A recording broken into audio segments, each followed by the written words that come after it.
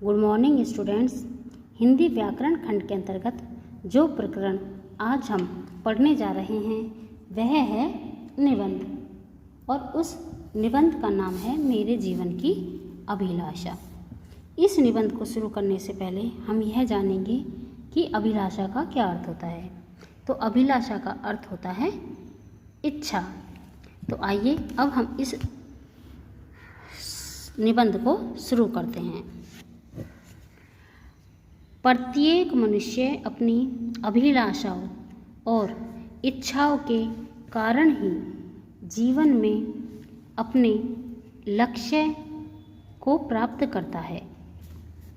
हर व्यक्ति चाहता है कि वह अपने जीवन में कुछ न कुछ ऐसा कार्य करे या ऐसा बने जिससे उसका सम्मान हो, उसके परिवार का नाम हो तथा उसके जीवन के लक्ष्य की भी प्राप्ति हो। मैं भी अपने जीवन में अध्यापक बनना चाहता हूँ, क्योंकि अध्यापक ही देश और समाज का निर्माता होता है। अब यहाँ देखिए, इस निबंध में यह बताया हुआ है कि प्रत्येक मनुष्य के जीवन में कोई ना कोई लक्ष्य होता है, और जिसका कोई लक्ष्य नहीं भी होता उसे अपने जीवन में लक्ष्य जरूर बनाना चाहिए, क्योंकि जीवन में अगर सफल होना चाहते हो तो उस सफलता को प्राप्त करने के लिए हमें अपने जीवन का लक्ष्य बनाना पड़ता है, और फिर उस लक्ष्य को प्राप्त करने के लिए हमें प्रयत्न करना पड़ता है। हम अपने जीवन में लक्ष्य को क्यों बनाते हैं? हम अपने जीवन में लक्ष्य को इसलिए बनाते हैं ताकि हम अपने जीवन में सफलता को प्राप्त करें, हम अपने परिवार का नाम रोशन करें और लोगों के द्वारा हमारा भी सम्मान किया जाए। तो प्रत्येक व्यक्ति को अपने जीवन में कोई ना कोई लक्ष्य अवश्य बनाना चाहिए, और वह लक्ष्य उसका कुछ भी हो सकता है। जैसे किसी के जीवन का लक्ष्य होता है अध्यापक बनना, किसी के जीवन के लक्ष्य होता है कि देश की सेवा करना, उसके लिए कोई फौजी बनने के लिए तैयार होता है, कोई सिपाही बनने के लिए तैयार होता है, कोई अफसर बनना चाहता है, कोई नेता बनना चाहता है। इसी तरह से कोई वैज्ञानिक बनना चाहता है, कोई डॉक्टर बनना चाहता है। तो व्यक्ति को अपने जीवन में अपने लक्ष्य का निर्धारण अवश्य करना चाहिए, यानी कि अपने जीवन में कोई ना कोई लक्ष्य अवश्य बनाना चाहिए। अब यहाँ पर आगे क्या है? मैं भी अपने जीवन में अध्यापक बनना चाहता हूँ। अब यहाँ इस निबंध में एक अध्यापक बनने को अपने जीवन का लक्ष्य बताया गया है। आप इस निबंध में जो अपने जीवन में बनना चाहते हैं उसको आप यहाँ पर उसके ऊपर ही आप निबंध लिख सकते हैं। जैसे अगर कोई चिकित्सक बनना चाहता है अर्थात डॉक्टर बनना चाहता है तो वह उसके ऊपर भी निबंध लिख सकता है। तो आइए इसे देखते हैं कि मैं अपने जीवन में अध्यापक बनना चाहता हूँ, क्योंकि अध्यापक ही देश और समाज का निर्माता होता है। अध्यापक का कार्य पवित्र कार्य है। उसमें राजनीतिज्ञों की भांति छल कपट, व्यापारियों की भांति धन का लोभ लालच आदि नहीं है। आज देश में जिस प्रकार की अनुशासनहीनता, भ्रष्टाचार, बेईमानी तथा भेदभाव का बोलबाला है, उसका एकमात्र कारण उत्तम शिक्षा का ही अभाव है। और उत्तम शिक्षा को प्रदान करने का कार्य कौन करता है? शिक्षक करते हैं। यानी कि अच्छी शिक्षा के द्वारा ही अनुशासनहीनता, भ्रष्टाचार, बेईमानी और भेदभाव को दूर किया जा सकता है। अब आगे देखेंगे कि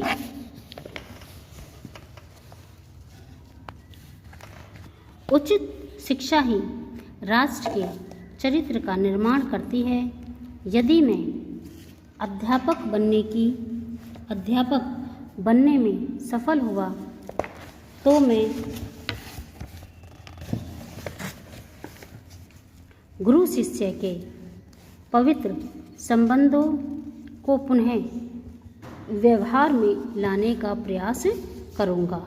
इसका अर्थ है कि गुरु और शिष्य के बीच में अच्छे संबंध, अच्छे व्यवहार को स्थापित करने का प्रयत्न करूँगा।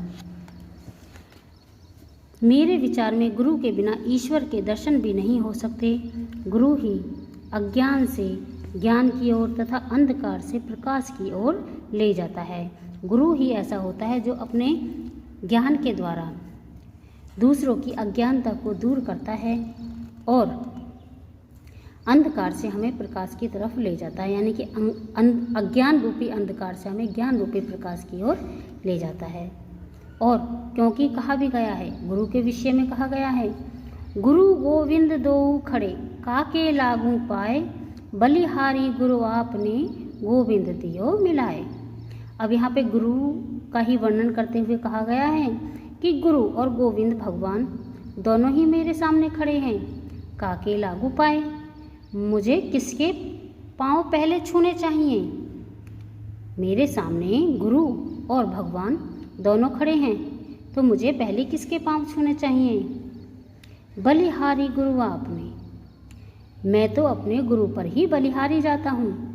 गोविंद दियो मिलाए, कि जिन्होंने मुझे गोविंद को मिलाया है, जिन्होंने मुझे भगवान को मिलाया है, अर्थात भगवान से मिलाने वाले ही गुरु ही होते हैं। यानी कि भगवान तक पहुँचने का जो मार्ग दिखाते हैं वो गुरु ही होते हैं। अतः मैं तो पहले अपने गुरु का अभिवादन करूँगा, अर्थात पहले अपने गुरु के पैरों को छूऊंगा। मैं तो जीवन में ऐसा अध्यापक बनना चाहता हूँ जो समाज सेवी हो, अर्थात समाज की सेवा करने वाला हो, कर्तव्यनिष्ठ हो तथा जो राष्ट्र के कर्णधारों को सही दिशा प्रदान करे। अध्यापक ही छात्र छात्राओं के उत्तम चरित्र का निर्माण कर सकते हैं। वे ही उनमें कर्तव्य की भावना भर सकते हैं। केवल अध्यापक ही छात्रों में भाईचारे और प्रेम के बीज अंकुरित कर सकते हैं।